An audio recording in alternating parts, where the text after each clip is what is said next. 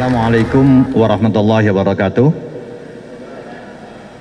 Para pemirsa CTV di studio dan di masyarakat yang saya hormati, dalam rangka Ramadan, UIN Maulana Malik Ibrahim mengadakan syiar Ramadan ini dengan mengadakan diskusi tematik tentang Al-Quran dan Sains.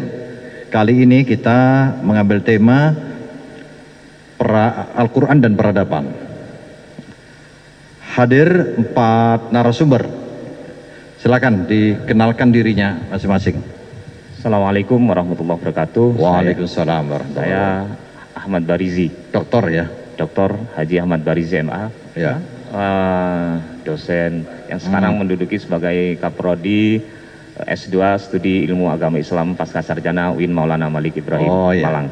Baik. Assalamualaikum warahmatullahi wabarakatuh. Waalaikumsalam warahmatullahi wabarakatuh. Saya Muhammad Lutfi Mustafa, dosen Fakultas Psikologi dan juga UIN Maulana Malik Ibrahim ya? UIN Maulana Malik Ibrahim dan juga ngajar di Pascasarjana. Oh.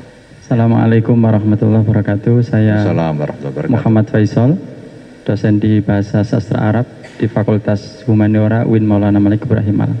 Ya. Assalamualaikum warahmatullahi wabarakatuh. Waalaikumsalam warahmatullahi wabarakatuh. Saya Fadil, di UIN Malang ini dikenal dengan Fadil SJ, Kepala Pusat Studi Sosial Budaya UIN Maulana Malik Ibrahim Malang. Ya, terima kasih. Saya mulai dari Pak Dr. Barizi. Pak Dokter, kita hari ini membahas Al-Quran dan peradaban baru. Apa sih sesungguhnya peradaban itu? Ya, bicara tentang peradaban, satu istilah yang sejatinya dalam konteks relasi sosial masyarakat itu memiliki makna yang cukup kompleks. Peradaban bisa dipadankan dengan kata-kata adab, bisa juga dalam bahasa Arab, dan bisa juga dipadankan dengan kata-kata tamadun. Asal kata dari adab itu sendiri, adab yang berarti artinya susila atau berkemajuan. Karena itu maka secara terminologis peradaban juga bisa diartikan sebagai masyarakat yang sedang dan akan mengalami pada kemajuan.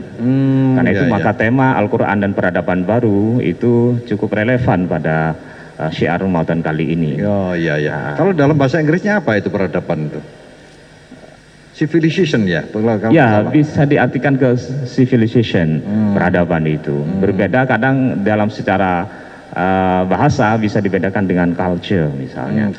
Civilization bisa diartikan juga civic, yang berorientasi pada masyarakat sipil. Karena itu maka dalam konteks Islam misalnya, kehadiran Nabi Muhammad SAW adalah dalam rangka membentuk masyarakat sipil yang berkeadaban itu. Oh, civil society ya? Ya, sehingga ciri-ciri peradaban itu apa itu?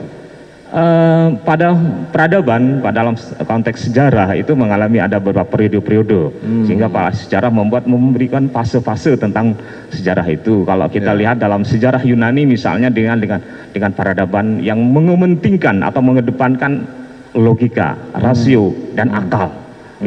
Romawi dikenal dengan peradaban militernya, perluasan wilayah.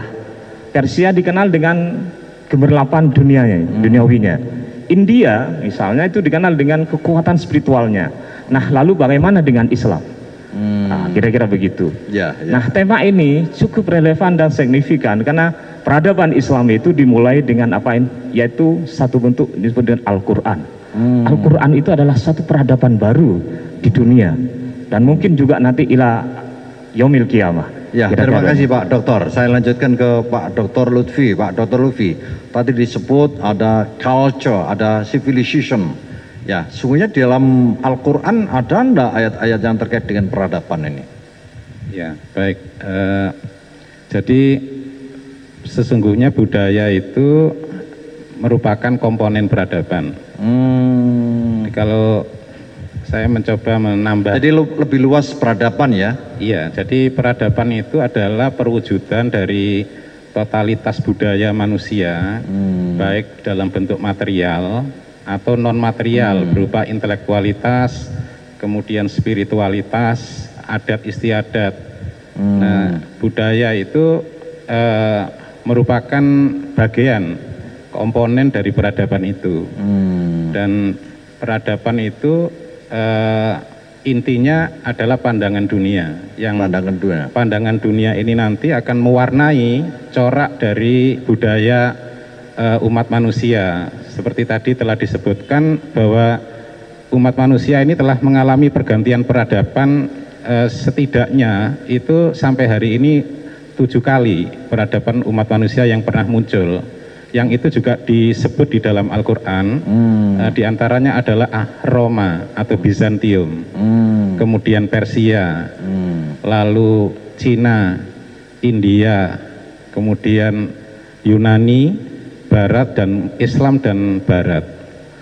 Nah, jadi Islam pernah membangun peradaban dunia ya, yang gemilang ya? Iya, jadi Islam adalah salah satu peradaban umat manusia yang pernah muncul selama kurang lebih 7 abad.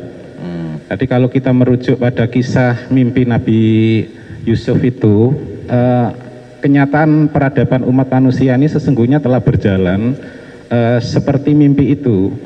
Jadi umat manusia itu telah mengalami pergantian peradaban 7 kali seperti tadi yang sudah saya sebutkan, dan pada masing-masing peradaban itu berjalan kurang lebih 7 abad lamanya. Sehingga kalau kita misalnya Barat ya, jadi kalau Islam dulu abad 7 sampai 14 Masehi. Nah, kalau Barat itu kita hitung dari abad 14 terjadinya Aufklärung, lalu Renaissance, revolusi industri, sehingga datang era modern. Maka kalau itu kita jadikan sebagai tonggak abad 14 itu, abad 21 ini adalah akhir dari masa kejayaan peradaban Barat. Baik, kita teruskan diskusi kita. Pak Doktor, tadi disebut Pak Lutfi bahwa sangat mungkin kita membangun peradaban baru yang dibangun oleh umat Islam yang berdasar pada worldview Islam. Apa betul seperti itu? Kiranya betul Pak Prof. Jadi begini, di Al-Quran itu ada 2 ciri peradaban menurut saya. Dan kata kuncinya adalah pada akal. Akal itu di dalam Al-Quran itu dipakai dalam 2 konteks. Konteks pertama adalah akal sebagai proses berpikir. Yang ini akan berujung pada literasi pengetahuan.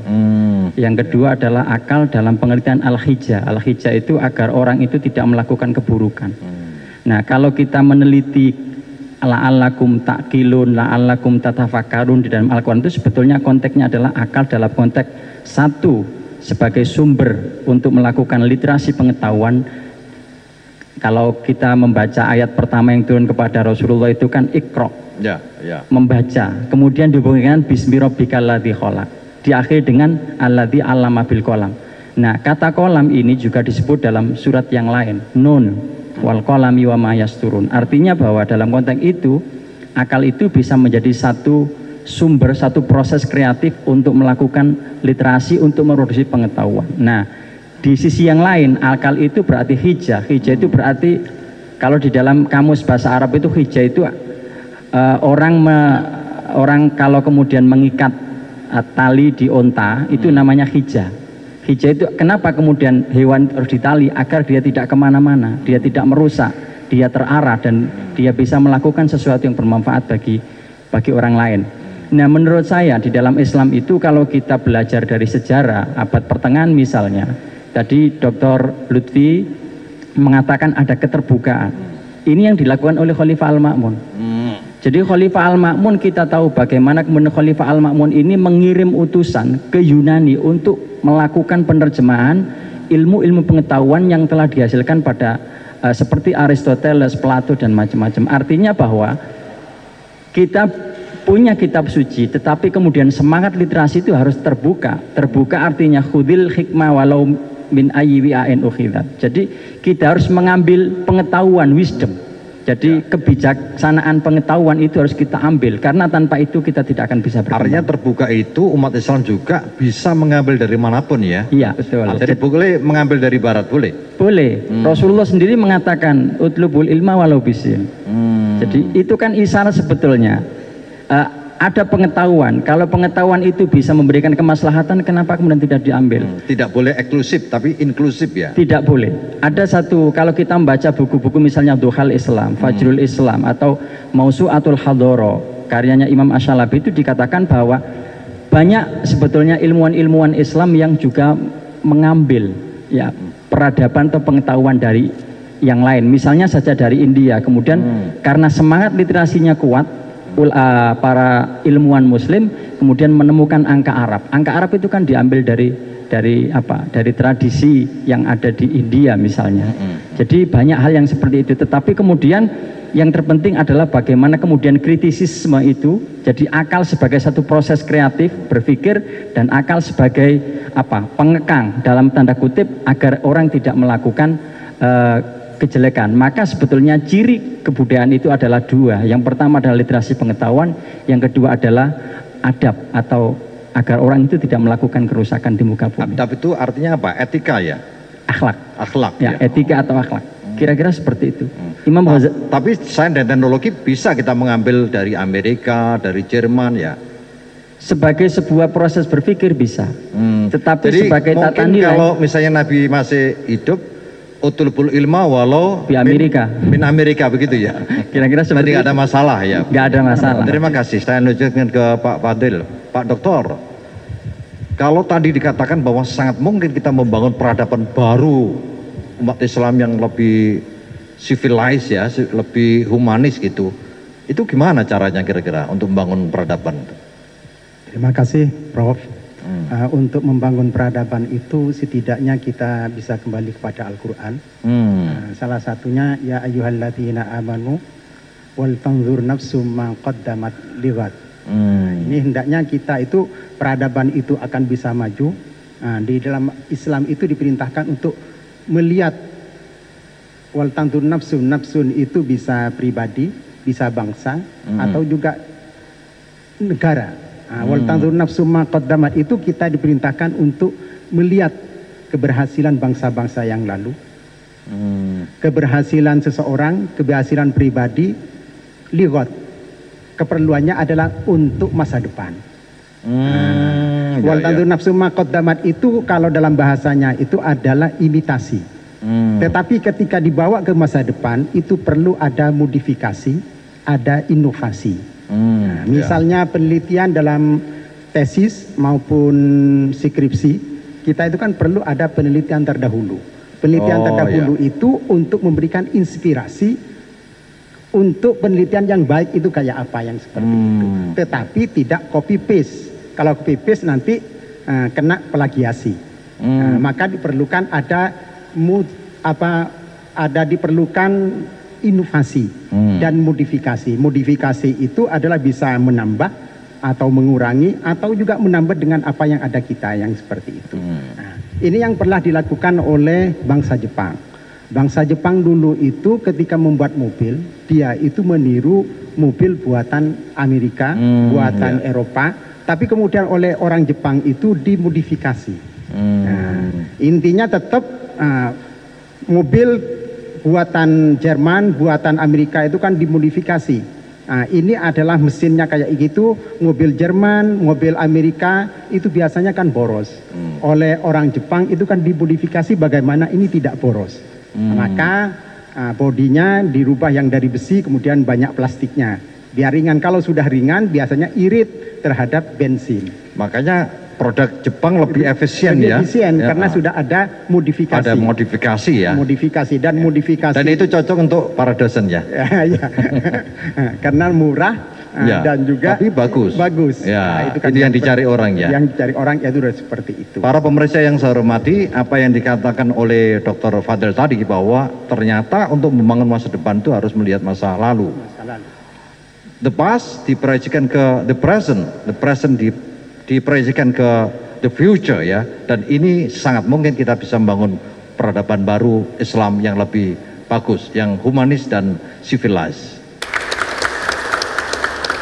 Baik, saya kembali ke Pak Dr. Barizi. Pak Dr. Barizi, tadi sudah didiskusikan oleh Pak Fadil dan oleh sebelumnya bahwa kita harus membangun peradaban baru yang lebih bagus. Apa Anda setuju seperti ini? Sangat setuju. Peradaban baru itu yang kita sebut adalah dengan peradaban Qur'ani. Itu yang penting. Jadi Al-Quran sebagai sebuah inspirasi, sebuah paradigma sekaligus tujuan. Apa Apa itu ciri-cirinya yang dimaksud peradaban itu kemudian? Ada sedikitnya ada dua hal ciri peradaban Qur'ani itu. Pertama adalah nilai universalitasnya. Jadi ajaran Islam itu mengajarkan tentang hal-hal yang universal. Karena itu maka kehadiran Nabi Muhammad SAW di muka bumi itu adalah sebagai rahmat bagi alam. Wa ma arsalnaka illa rahmatan lil alamin. Pada ayat yang lain dikatakan wa ma arsalnaka illa kafatan linnas basyira wa nadhira walakinna aktsaran nasi la ya'lamun. Dalam konteks rahmat ini maka kemudian dalam konteks sosial masyarakat saya kira perlu ditarik pada aspek apa yang disebut dengan keadilan dan kesejahteraan dalam konteks bernegara misalnya. Arif Budiman cukup piawai dalam mengulas itu, bagaimana kehadiran Nabi Muhammad itu dalam membongkar berhala yang dalam konteks kekinian mungkin bisa dikatakan berhala itu bisa mewujud kapitalisme, despotisme kekuasa kan gitu kira-kira dan macam-macam gitu. Kita lanjutkan ke Pak Dr. Lutfi. Pak Dokter, ini diskusi kita semakin panas ini terkait dengan bagaimana membangun peradaban baru Islam ini. Gimana? Ada pikiran-pikiran yang mungkin bisa disampaikan ini? Ya, baik, Prof. Jadi kalau tadi disebut tentang peradaban Qur'ani, maka sesungguhnya perspektif Al-Quran terhadap peradaban itu tidak seperti tadi saya katakan, tidak tertutup dan tidak memberikan satu batasan yang kaku bahwa peradaban itu harus seperti ini dan itu. Karena sifatnya yang terbuka tadi, maka bentuk peradaban itu dikembalikan kepada ikhtiar manusia dalam memenuhi nilai-nilai yang melekat pada pandangan dunia peradabannya. Jadi kalau Islam tadi disebutkan tauhid, maka prinsip tauhid itulah yang pernah menginspirasi, pernah mendorong, menyemangati para ilmuwan muslim di abad pertengahan yang lalu untuk berkreasi di berbagai bidang dan jenis budaya, baik material maupun non material. Sehingga kita lihat misalnya bentuk-bentuk arsitektur yang tertinggal sampai hari ini di Spanyol misalnya, kita melihat betapa di sana ada refleksi keagamaan yang sangat kental dari karya-karya arsitektural umat Islam. Begitu juga pada kalau yang non material dalam karya-karya filsafat umat Islam seperti tadi dikatakan itu tidak sepenuhnya kelanjutan dari Yunani, karena memang apa yang diterima dari tradisi Helenisme Yunani itu sudah dikombinasikan dengan prinsip-prinsip monoteisme atau prinsip tauhid. Ada prinsip tauhid tadi ya. Terima kasih Pak Lutfi. Saya lanjutkan ke Pak Dr. Faisal. Tadi disebut bahwa kebangkitan peradaban baru Islam itu sangat mungkin justru dari Indonesia. Gimana menurut Pak Dr. Faisal ini? Bisa ya, bisa tidak. Jadi menurut saya begini. Itu artinya nggak tentu ya? Ya tergantung kita umat Islam. Artinya untuk membangun peradaban itu kan sebetulnya kan ada 3 masa yang harus kita ini terlibat pada tiga dimensi. Al-Madi katanya masa lalu, Al-Hadir sekarang, dan Al-Mustakbal masa depan. Nah kita ini sebetulnya kelemahan kita adalah kita ini terjadi diskontinuitas. Artinya kita ngomong bagaimana kita membangun peradaban, tetapi kita lupa bahwa kita sebagai sebuah entitas peradaban kita pernah melakukan pembangunan dan kemajuan itu. Oleh karena itu misalnya begini, satu contoh, kalau kita mau bicara tentang misalnya kedokteran, kita ngomong teori ambil di barat sebagai satu model, tetapi kita tidak pernah mendiskusikan bagaimana temuan-temuan Ibnu Sina, Al-Qanun fit Tibb, atau misalnya bagaimana kemudian Ibnu Rus telah menawarkan satu proses berpikir kreatif untuk mempertemukan agama dan sains yang ketika itu sudah babak belur. Nah, saya katakan tadi, ini yang saya katakan diskontinuitas. Maka kalau kita mau membangun peradaban, kita tidak boleh diskontinuitas. Artinya aturoth heritage ya, hasanah intelektual yang pernah kita bangun dulu itu harus tetap kita hadirkan. Kita hadirkan dalam konteks kita baca secara kritis, yang memiliki kemaslahatan dikembangkan, yang tidak relevan ditinggalkan. Tetapi pada saat yang sama kita juga tidak boleh menutup dengan kemajuan yang dimiliki oleh tetangga sebelah misalnya. Kalau memang itu betul, kalau memang itu baik dan relevan, kenapa tidak diambil? Nah, menurut saya kita selama ini ngomong itu karena kita terjadi diskontinuitas. Misalnya begini, saya seorang dokter, saya bicara tentang misalnya Atib al-Islami, tetapi kita tidak pernah membaca kitab Asy-Syifa yang sampai sekarang juga menjadi rujukan di Barat. Barat itu sendiri sebetulnya maju itu harus diakui, tidak bisa lepas dari kemajuan Islam. Oke, terima kasih. Kita lanjutkan ke Pak Dr. Fadil. Pak Dr. Fadil, sebetulnya peradaban Islam itu dimulai waktu Nabi Muhammad di Madinah ya? Ya, sampai sekarang. Supaya tidak ada kontinuitas, supaya ada kontinuitas, itu bagaimana untuk membangun kembali peradaban Islam ini? Terima kasih Prof. Haris. Sebagaimana kita ketahui dan juga disampaikan oleh teman-teman pemateri tadi, bahwa peradaban Islam itu landasannya yang paling utama itu adalah Al-Quran, dan sifat peradaban Islam itu adalah inklusif dan akomodatif terhadap peradaban baru, akomodatif terhadap budaya lokal dimanapun itu adalah seperti itu. Dan itu telah dicontohkan oleh Nabi. Nabi itu adalah pembuat peradaban, sehingga pembuat peradaban yang dibangun oleh Nabi di Madinah itu diakui oleh ilmuwan Barat, termasuk oleh Montgomery Watt, mengatakan bahwa apa yang dilakukan oleh Nabi atau peradaban Islam itu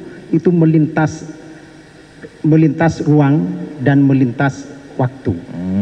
Sehingga artinya universal ya. Universal, dan juga apa yang dilakukan oleh Nabi itu sangat mengagumkan dunia. Seperti yang dilakukan oleh Nabi tentang kayak seperti piagam Madinah yang dilakukan oleh Nabi itu 600 tahun baru ditiru di Inggris dengan Magna Carta, atau di Amerika itu baru meniru apa yang dilakukan oleh Nabi. Peradaban Islam itu, pembuatan piagam Madinah itu 1100 tahun setelah adanya piagam Madinah. Bapak, Ibu, para pemirsa yang saya hormati, meski masih banyak materi yang belum disampaikan, tapi ini sangat menarik bahwa sesungguhnya kita umat Islam dituntut untuk membangun peradaban baru yang lebih bagus, dan ini merupakan kelanjutan dari peradaban yang dibangun oleh Nabi di Madinah.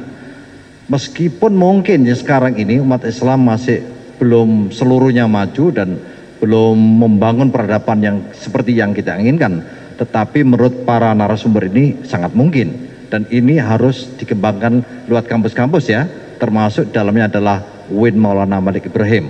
Saya akhiri, Assalamualaikum warahmatullahi wabarakatuh.